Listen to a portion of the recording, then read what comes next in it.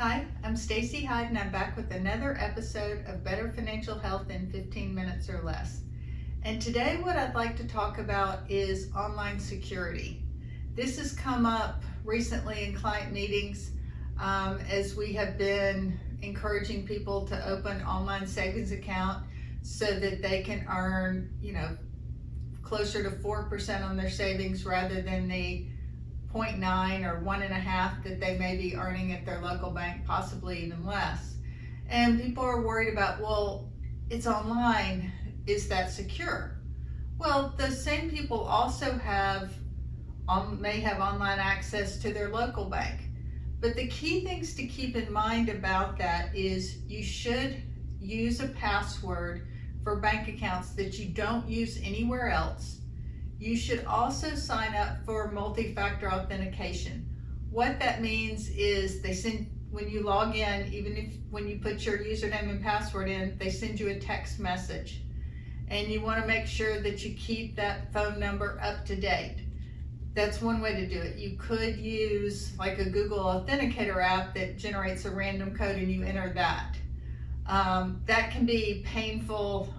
Was for me personally when I got a new phone. I prefer just to get the text messages, but sometimes you do need to do an authenticator app, and that is secure as well. And then most of those sites, if they use something like an authenticator app, you can also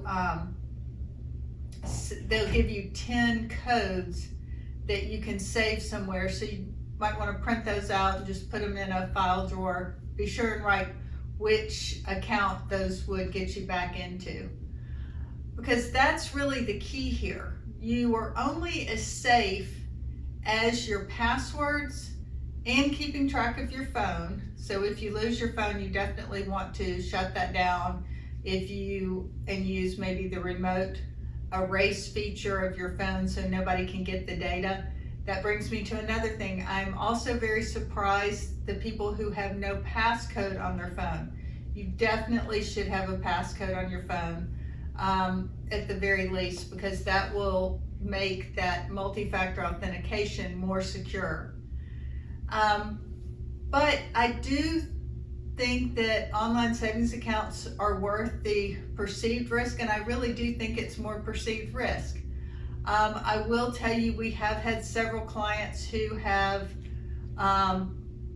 logged into sites they shouldn't have and had their computers hacked and had to change email addresses because of that.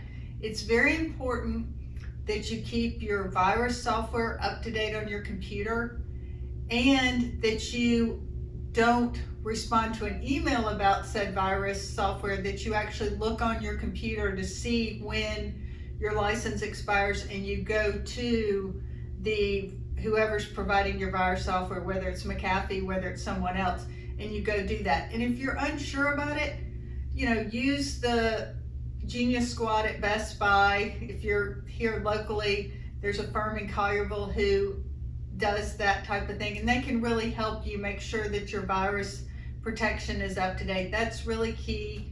And you can use a password manager like 1Password. It's surprisingly easy to use, and it keeps your passwords safe and allows you to use it both on a PC or Mac and on your phone.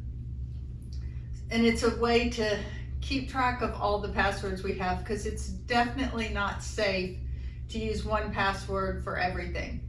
And that's especially important. You don't want to use the same password for your bank accounts as you use for your email. You definitely, because if a hacker gets into your email, you don't want them to check your email, see that you got an email from this bank, and then go try to log in using something that looks like the first part of your email address and the password that they hacked to get into your email. That's really where your risk lies. It's not the fact that it's an online bank. That could be a brick and mortar bank, but if that's how you log into your accounts, that's not safe, and that's definitely not security best practices. So bottom line, different passwords for bank accounts and financial accounts, and use multi-factor authentication. That is the way that you keep yourself most safe.